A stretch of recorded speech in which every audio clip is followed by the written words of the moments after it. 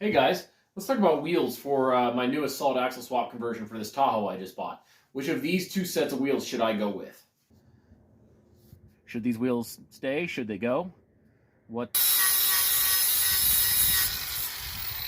Hey guys, let's talk about my new solid axle swap conversion I'm in the works of starting. And let's talk about wheels for it. So, as you guys know, I've got I went and purchased a pretty clean 2004 Tahoe, low miles, good condition Tahoe that I'm doing a new swap on. It is definitely time to start moving forward on getting this swap done, I think. What do you think? I don't know, just get started on it, I guess. I know the winter has been really dragging me down, not wanting to spend a lot of time outside, but for some reason, middle of January, it's kind of melting off a little bit. It's warmed up a little. It's only like 35 degrees, which is not bad for us. And if you watch my videos, you're going to find that, I recommend that you start with, some things that you're going to have to work around. For example, the tire and wheel combination. If you have the tire and wheel ready that you can start with it and mock up with it from the beginning, then you can make sure everything clears as you're, welding in, radius, arm length and location, axle location. You can actually start building around that, because if you do a solid axle conversion and you aren't planning for your wheels and tires, then you go to throw tires on and wheel offsets and realize that, things don't work. They rub, they hit, you have interference. If only you'd move that axle a quarter of an inch this way or that way, suddenly it would all work that much better. So I'm starting with wheels. Wheels and tires. Now, when you build a custom suspension on the front of a rig, you can't just drop the axle in and start welding brackets on, because there's a lot of things you have to take into account. You got to plan for where the tires are going to hit when it's turned. So you need to assemble everything out from that inner C all the way out to basically the wheel and tire. So that means putting in the ball joints, putting on the knuckles, even putting on the brake rotor, because it does make a difference. And then you bolt the tire in place, and then you can actually start to turn it, figure out any clearance issues you might have, as well as figure out where your lower links are going to fit. And if you do it right, you should have no tire contact. So as you noticed in like this video here, where I kind of asked if I should, what I should do, and I think I'm doing 37-inch tires on this build. That's what it's going to be, 37s. So a little bit more extreme, but not a whole lot more extreme than my last build, but a little more. You guys have probably seen, at least a while back, I showed you guys these wheels. And these wheels are really unique, and here's why. Check this out. This is a factory Chevy 17-inch wheel, okay? This is a factory Silverado 17-inch steel wheel. This is the exact same wheel that's been recentered to be, let me see if I can get a good shot of it. It's kind of dirty because we're outside. But to be recentered, to have a literal 0 backspace. And for those that are keeping track at home, because backspace is kind of a stupid measurement if you ask me, because backspace is only relevant if you know the width of the wheel as well. So this wheel, the factory wheel, is a plus 31 millimeter offset. My recentered wheel, minus 110 millimeter offset. That's a pretty big, it's a huge difference, but it's a deep dish wheel. Now, that seems crazy. Like, why in the world would you do a wheel with 0 backspace? Well, I didn't actually want to do a wheel with 0 backspace so much as, what I wanted to do was to make, I want to make more of these wheels. So this wheel is kind of a gunmetal color, and it's an older steel wheel. And you see, this was my inspiration. It's 1, 2, 3, 4, 5, 6, 7, 8 round hole. These have round holes, but they're a little obliqued out. But this also has, the same backspace, or pretty close. But it's not.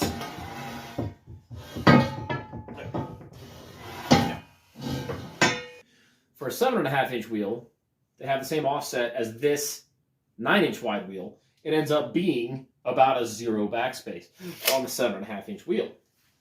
So this wheel is crazy. If you look, it actually says custom, and it says the stamped in it with the DOT number and the size and everything else.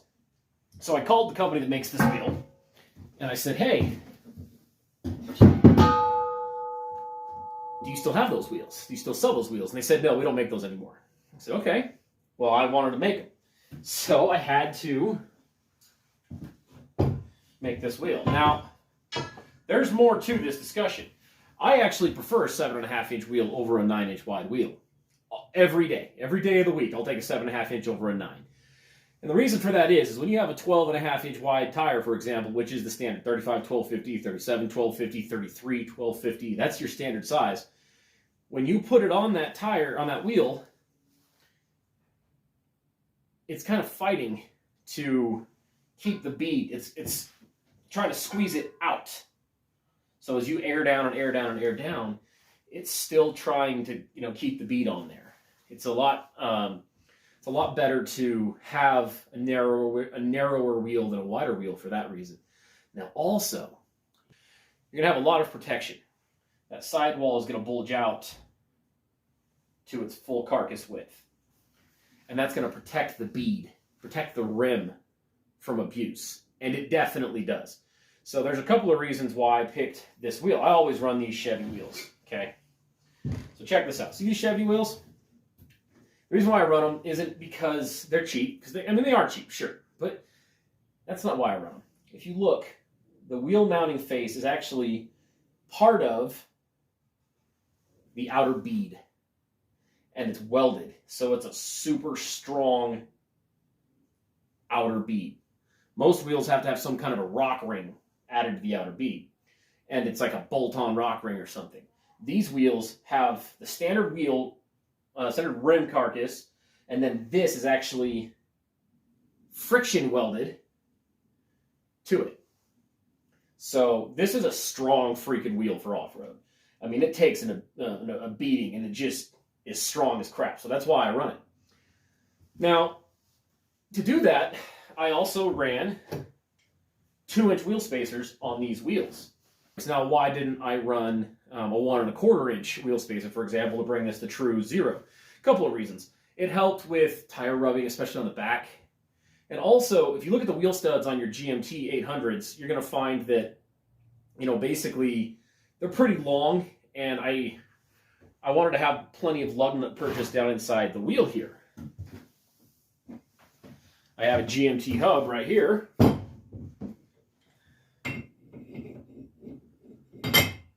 And if you look,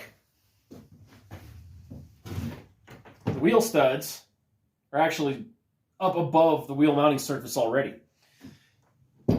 3/16 of an inch. Now, when you go and factor the fact that you have a brake rotor on top of this, it's about 3/16 to 1/4 of an inch thick. You barely get clearance on those. You barely get clearance on those studs. In fact, I still had to trim just a tiny bit off the ends of those studs. But if you look, that much of the wheel stud is just shouldered like a pilot. So it was okay to trim that to fit in this wheel spacer without fit that wheel spacer without actually sticking through. Now, why is this wheel spacer off? Why isn't another vehicle right now? Because actually, right now, the front of my Tahoe that's been swapped does not have wheel spacers on it, only the rear does. Why is that? Well, because the rear needs wheel spacers to help clear the tires and let it tuck. You've seen in other videos how well my rear axle tucks. At full compression, those tires go right up and just tuck perfect. And that allows me to achieve that. Well, on the front, when I went and put the wider, 35 by 1250 tires on there at my low center of gravity height, it rubbed. And I had to trim a little bit around the inner fenders to get the tires to clear. But taking the, I would have had to cut a whole lot more with the wheel spacers on. But as soon as I took the wheel spacers off, those tires, went ahead and cleared quite a bit better. So I had to trim a little bit around the back end of the wheel arches on the inside to clear the tires. So to fit 35s, You can see I got a little bit of a rubbing issue. So I've been working on clearancing that.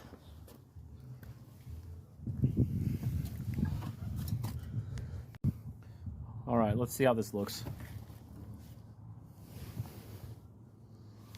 It's a little rough, but I think it'll work. So they rub a whole lot less with no wheel spacers, so I'm leaving them off. Not to mention, the front is already pretty wide. When you put the Chevy hubs on the Dodge axle, you're getting something like, I gotta remeasure, but I think it's like 73.5 inch wheel mounting surface to wheel mounting surface. And we don't have a real wheel mounting surface measurement for the front of the independent suspension Chevy stuff, because that actually varied. Because as it went up and down, independent suspension varies the width of the tires. So that's why I always laugh when people would, ask questions about tire rubbing on their vehicle. It's like, look, offset and tire rub changes a lot just on how your build is done. Are your, control arms flat, or are they, your torsion bar is cranked and they're pointed downward? Because what's going to happen is where your tire is in the actual wheel arch really depends on where the control arm is in reference to level. So basically, that's why I took these off. Rubs a lot less, and it still is actually closer to the width of the rear. As you probably know, almost all solid axle vehicles and trucks and everything, even independent vehicle trucks, have a wider front than they do the rear as far as wheel mounting surface goes. And so the reason why that's the case is that there's a lot of people that speculate. But basically, when the rear is narrower than the front, as you're driving down the road, the rear has to actually have force that overcomes the front to get the rear end to want to swing around. So if you look at it on a vector, it's going to be more stable if the rear is just slightly inboard from the front as far as the track of the vehicle goes.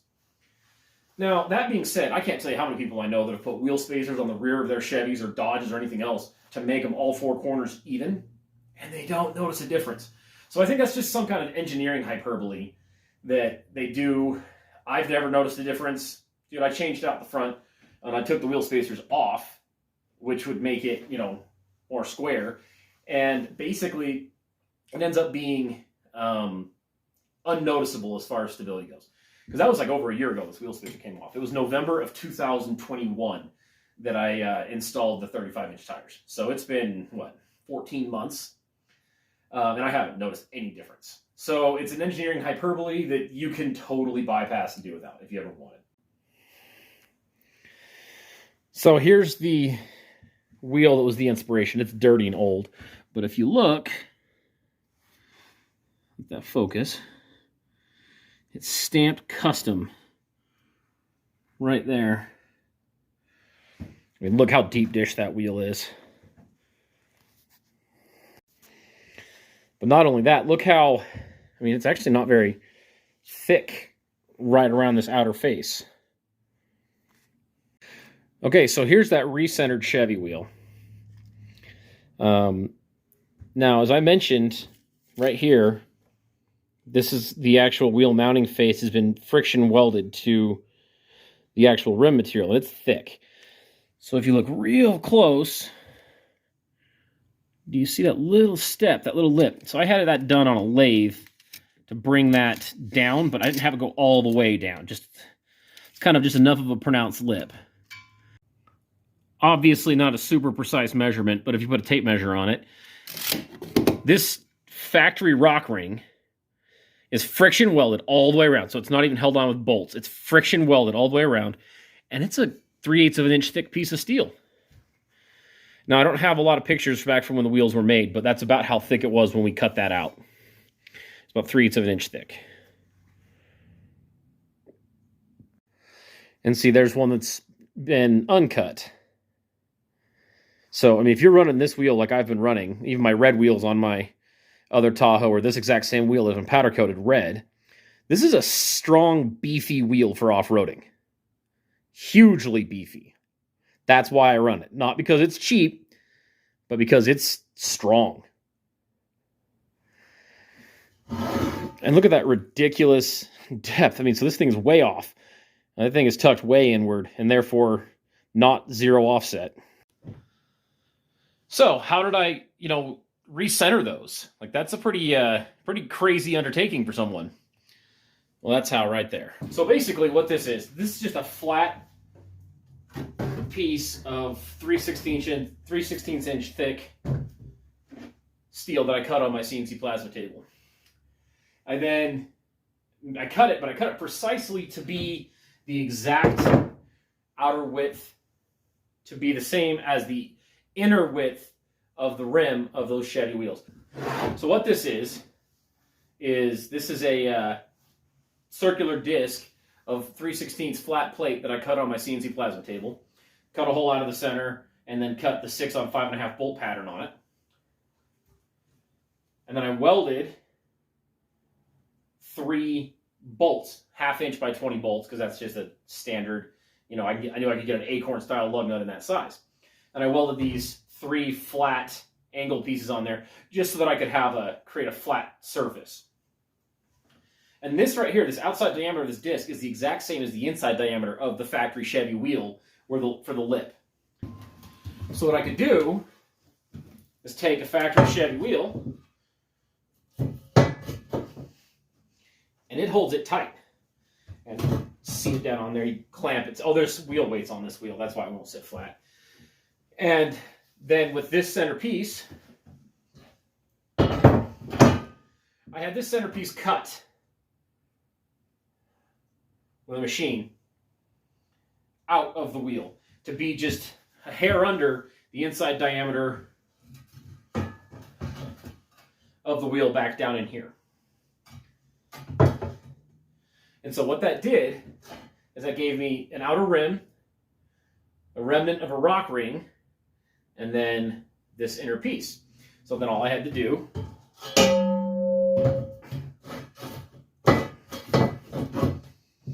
is this. Like I said, this isn't sitting flat. There's like wheel weights and stuff. This is just for demonstration. Is put the wheel down, and the wheels were sandblasted at this point too, so there was no powder coat. There was nothing to really mess with it. So this is a bad example. And then I could bolt to those bolts I welded to it with a lug nut to center, acorn style lug nut to center the actual rim mounting face to it, and then weld it.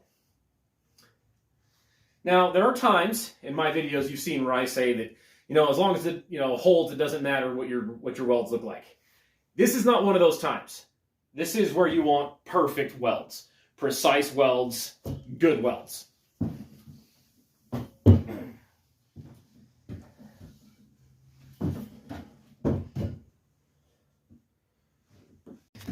And this rim's dirty. You can see there's some dirt built up here, but look at the welds going around.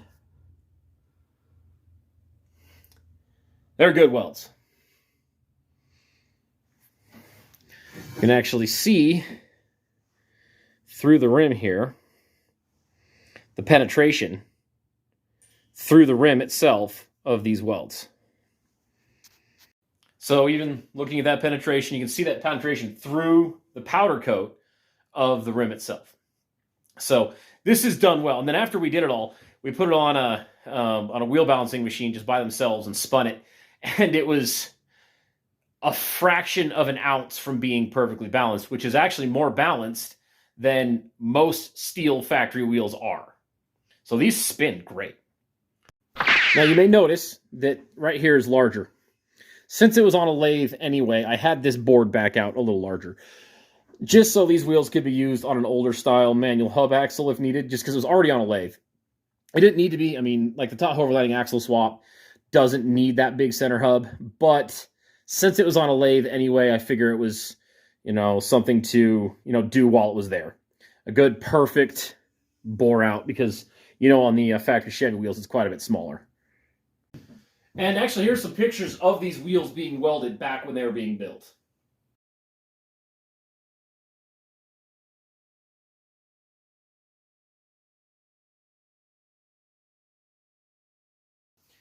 So I had those wheels.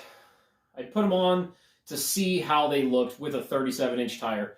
And the way I did that was, just raise the Tahoe up on the lift to droop the suspension as close to where it was going to be as far as the center of the axle in relation to the fender lip, as it was going to be when I do the swap and to see how it looks. And that's done here.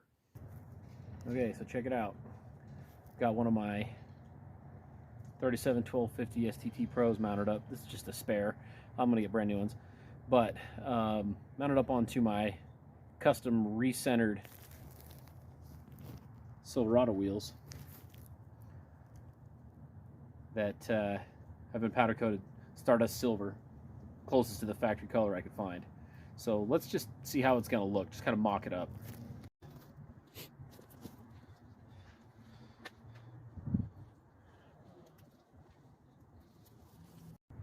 Okay, so we're going to raise the lift up until that tire droops out to be just the same distance between the center of wheel up to the fender lip as it's going to be when we do the swap, as is shown, demonstrated in this video here. It won't even droop out enough, completely lifted off the ground, to get to 28, 29 inches where I want it, because there's only, you know, with the torsion bars already cranked on it like it is, it only has a couple of inches of downward travel.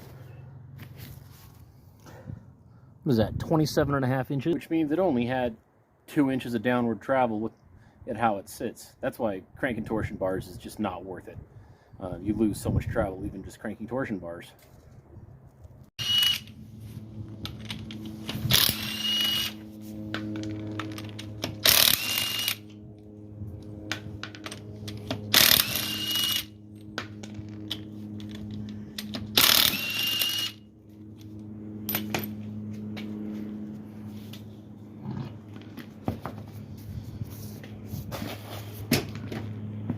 Cool.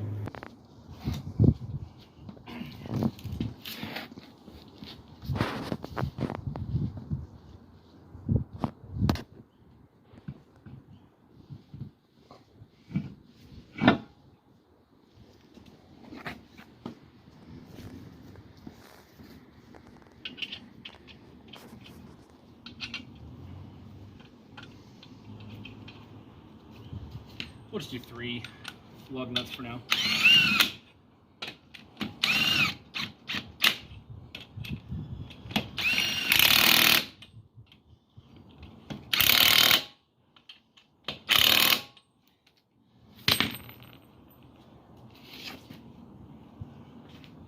We'll lower it until it's just barely touching.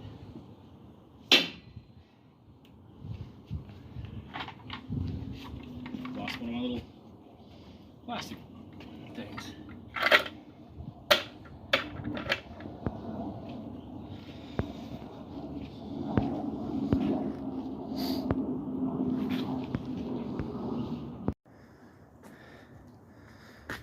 I really don't hate it near as much as I thought I would.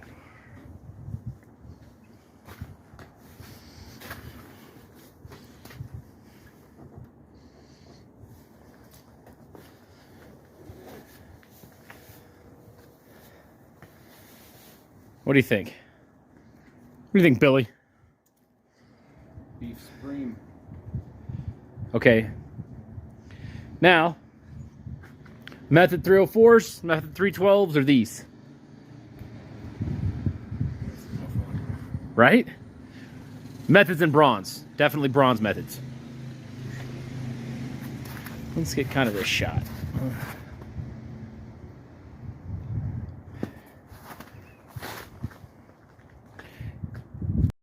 And this will be sitting about 1.5 inches higher at ride height than this. This is just as far as it'll go because the suspension won't droop any further. You think we should order a method wheel and see how it looks with a method wheel too before we decide? Yeah? Okay, I'm not ordering 3 wheels. So what do we order? Method 304 or a method 312? I think that's 304. 304. Okay. Yeah, it really does have that nostalgia vibe. But still being 37s on a 17-inch wheel with a modern Silverado 17-inch steel wheel.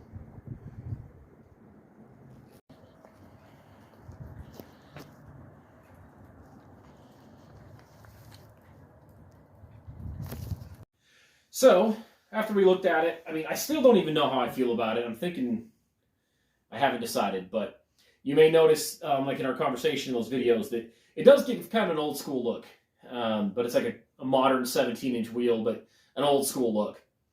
So as we discussed, we wanted to see what a method race wheel would look like. So had to go buy a method race wheel. And so I called a shop that had a method race wheel in stock that we could buy and just mount up and test fit.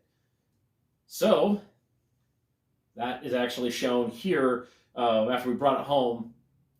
Here is the the way the method race wheel looks on the Tahoe. All right, 37-inch, 1250, and method 305s. How do you think it'll look?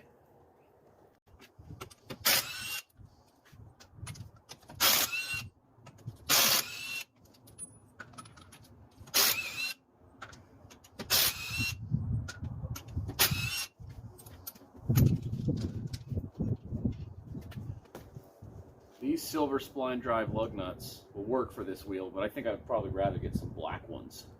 Let's see.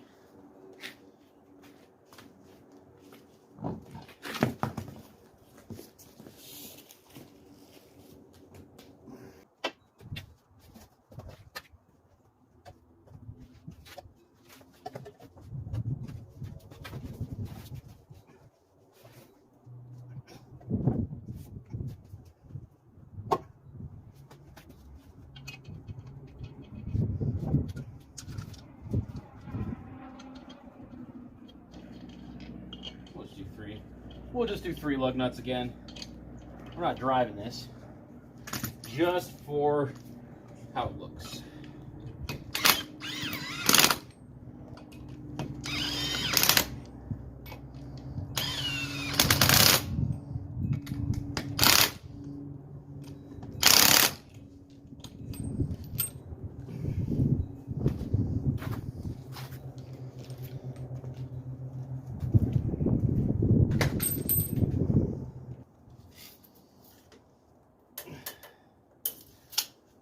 So this is actually going to be about 1.5 inches lower at ride height when I'm done building it. I just can't droop anymore with the way the torsion bars and everything hooked up on this. So this is as close as we'll get just for test fit. What do you think?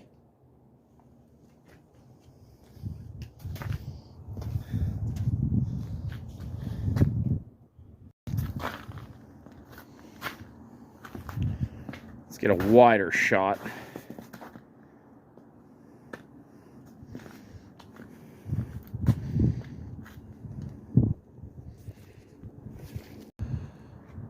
So these wheels are 0 offset. A little bit different than the other wheels I test fit, right? Quite a bit different. You should have seen, I had the shop I bought the wheel from mount up this tire because I bought this wheel from them, and the wheel that was on it, they were losing their minds looking at that wheel.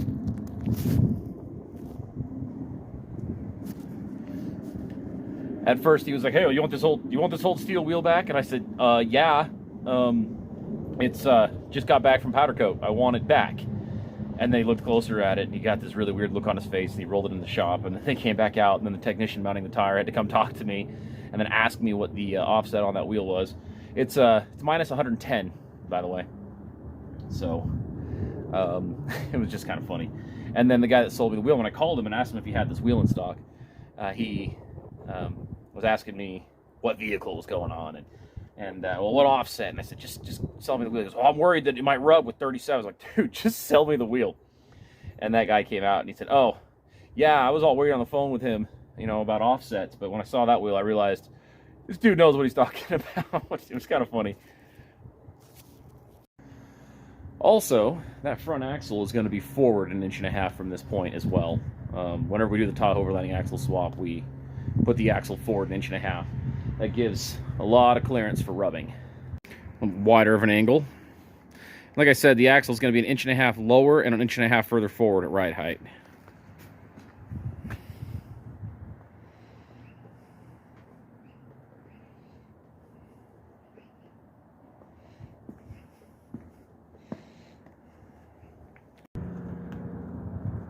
So, what do you think?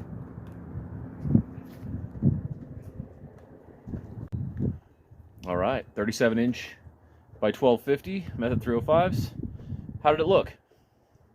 This Method race wheel is a 0 offset. That's the only offset that they sell that wheel in. Okay, so what do you think? Do you think the old school super deep dish wheels that have been recentered, or do you think the Method Model 305?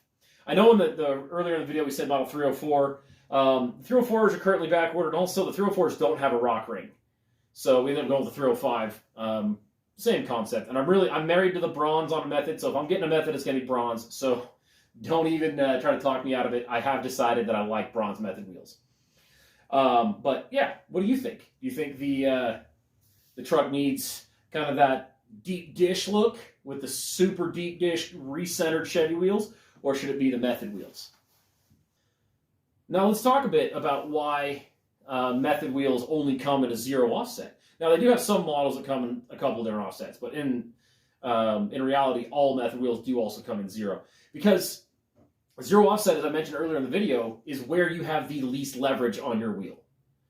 And so the way we can prove that is let's look at like the huge load hauling vehicles. Like, for example, let's look at semi-trucks.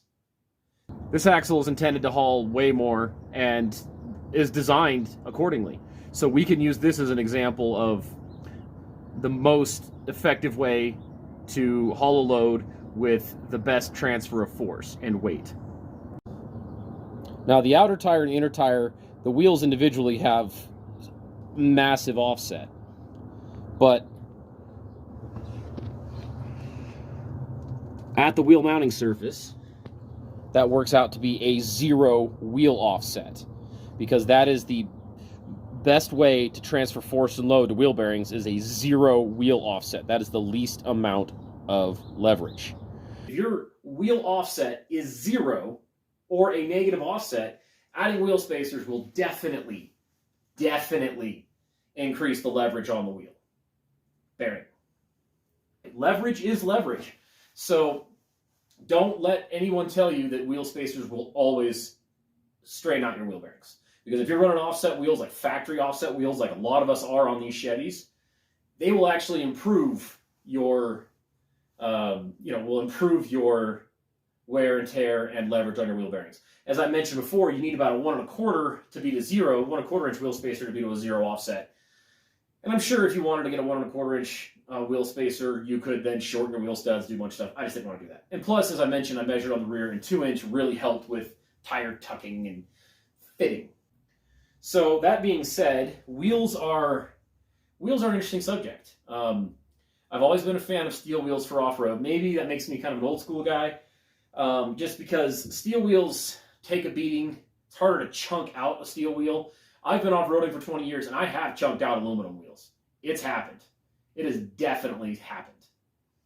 So, basically, steel wheels, they might not chunk out. They do bend, and especially on a trail, if you're in like a real pinch, you can beat a steel wheel close enough back to straight sometimes. I've had to do it. So that's where I kind of started on steel wheels, but then that's when I discovered these modern 17-inch Chevy Silverado steel wheels. They don't bend. I have never bent a rem or a bead on these factory Silverado 17-inch wheels. And they're cheap as heck, man. I mean, you can buy brand new ones, literally brand new ones online. I think they're like $80 or $90 for new ones. Maybe the price has gone up. I haven't bought new ones in a while. That's why I don't even like repowder coat them anymore, because it is cheaper to buy a new Chevy wheel than it is to take a factory wheel and have it repowder coated. So I just get new ones. I have stacks of these old Chevy steel wheels that are beat to hell because it's just cheaper to buy new ones. Or used ones. I mean, you get online on the classifieds and guys are selling a set of 4 of them for, it's like $50, come get them. Or free because they have used tires stuck on them and they don't want to pay to dismount and dispose of the tires. So then you end up with a set of wheels for nothing more than the cost of tire disposal and dismount. And I have a tire machine, so if I really wanted to, I can dismount my own tires anyway. I actually hate doing it. That's what since I'm a professional mechanic, I kind of hate it. I usually pay a shop to do my tire stuff, but I do have a tire machine. But I don't have a balancer though, so a lot of times, like if I've got to get a balance, I'll just have a shop do that for me anyway. But I want to get rolling on the Tahoe solid axle swap, the white Tahoe. I mean, I don't name my rigs. Like, it doesn't make the rig better to have a name, you know. Now, that being said, Billy Black was riding with me yesterday, and he started referring to the Tahoverlanding axle swap Tahoe, the first one, as Bluey. He said, "Oh, Bluey, you know, you did blank." I say, "Bluey," and I'm thinking Bluey like the kids' cartoon that my kids will just watch for hours. And apparently, he's calling it Bluey. So all I can picture is an Australian, you know, cartoon. But I sure hope that doesn't catch on.